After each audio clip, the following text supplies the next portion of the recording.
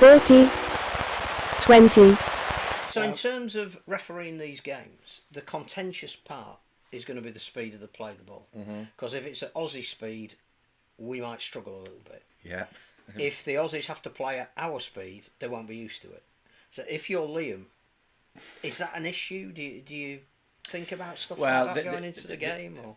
As Liam Rush refereed Australia, France, was it yesterday or the week? Certainly over the weekend, their scrimmage that they played, he'll have covered off with them laws, interpretations. I think James Vella is visiting this week as well. They'll also because he speaks their language. Yeah, that's exactly it. There'll also be meetings taking place between the respective coaches and the match officials department, and clarifying on rules and usually more interpretation rather than the laws. And the ruck will be the key one. And Willie Peters will be in there going, lads, I know you're used to playing at 100 mile an hour. Let me explain how Hull KR won a grand final. Yeah, and I think I don't know. If Liam was to reflect on his performance in the Samoa Test, was it last year, game one he refereed? I think the rucks, in my opinion, were too slow in that game.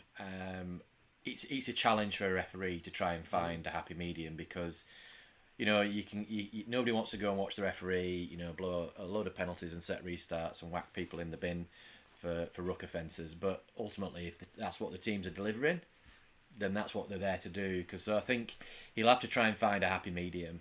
I think if it was down to England, my guess would be they'd want a slower ruck.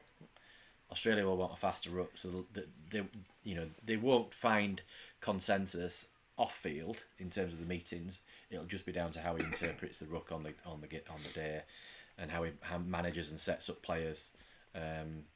Because I think that is likely to be the biggest bone of contention across the series. And presumably that's why they wanted the French in to have opposed training sessions, because we used to have warm-up games, didn't we? So you'd go to Workington on a Sunday afternoon when you arrived, and you would be physically beaten up and play the English rules, which would prepare you 5 games down the line for the first test. But I'm guessing that, yes, the French need a bit of a warm-up before they play Jamaica on Saturday. But it's really important for the Aussies, and tells us how seriously they're taking this, that they wanted the French over there to provide opposition.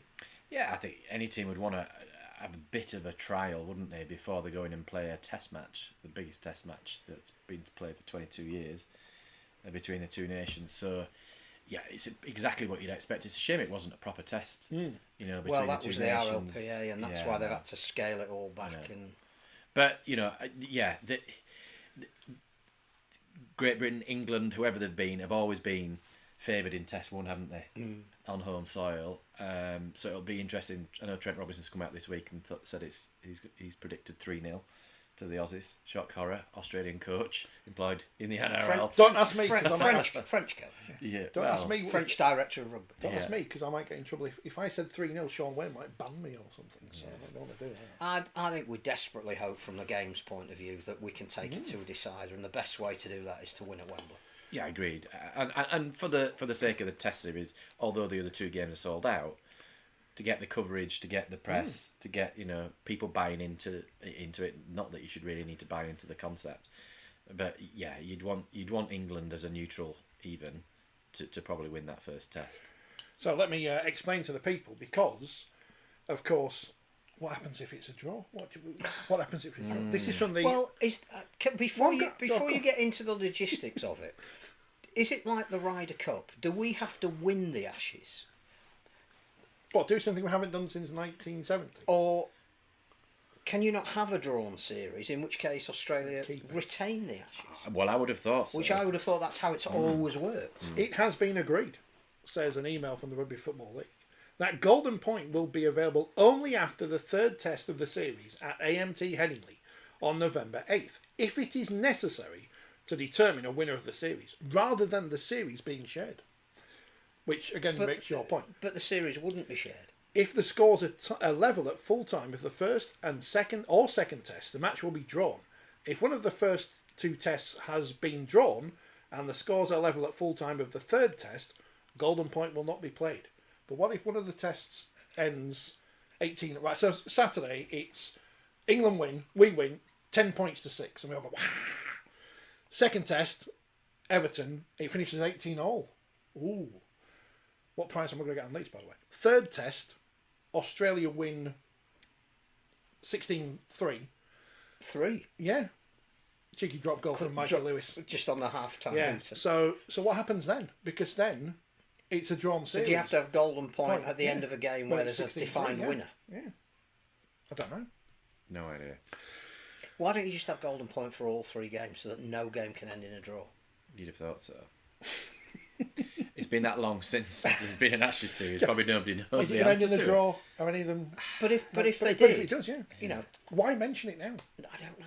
Seems a strange way of determining. What about the winners. wheelchair Ashes if they end a draw? Are they going to play golden point at the end of those? I know it's probably not likely. For Pretty them, sure that the but, good luck England.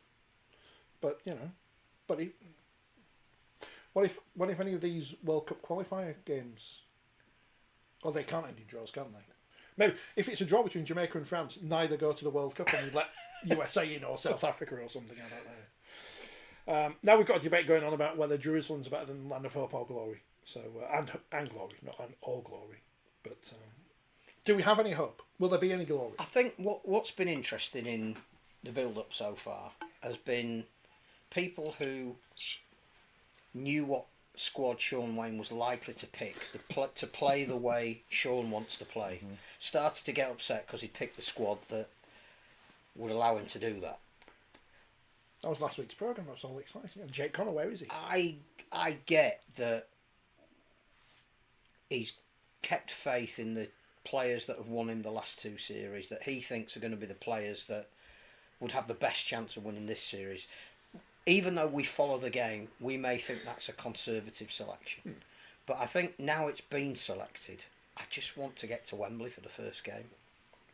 Because this always was the pinnacle of the sport, playing Australia. The last time we played them was in a World Cup final in 2017. It's like, how can we have gone so long not playing Australia? Losing in the last minute at Wembley in 2013. Yeah. And all those 4 nations. And that 20, do really 2022 well. and all that. But In fact, the last time that they beat them, although it was Great Britain, I think, was that 2006? Yeah, I was on the line for that game, and even that was Great Britain, not England. But you can't not have these games. That if you're serious about promoting it, I mean, I don't know how many people will watch it on the BBC on Saturday, but I suspect it will be the biggest audience we've had for a very long time for a rugby league game. And then you're going, oh great, well if you liked it, you can have another one next week, and if you really liked it, you could probably have a decider the week after. And it's like, I can't wait. I don't really actually now care who's playing for England or who's been left Well, it out. doesn't of the matter. It's squad. irrelevant. You can't change it, They can just you? need to win. No, Simple as that. Because I think we can spend a whole programme debating whether Harry Smith's worthy of playing or whether AJ Brimson, has too much of a Australian-looking haircut. But the fact is, we want to see this game. I want to get incredibly excited driving down to Wembley on. What if he Saturday. copied Reece Walsh and wore nail polish? Would that be I want good? to see Reece Walsh live. I want the world to see that we can produce star names that can rank with anyone from any other sport.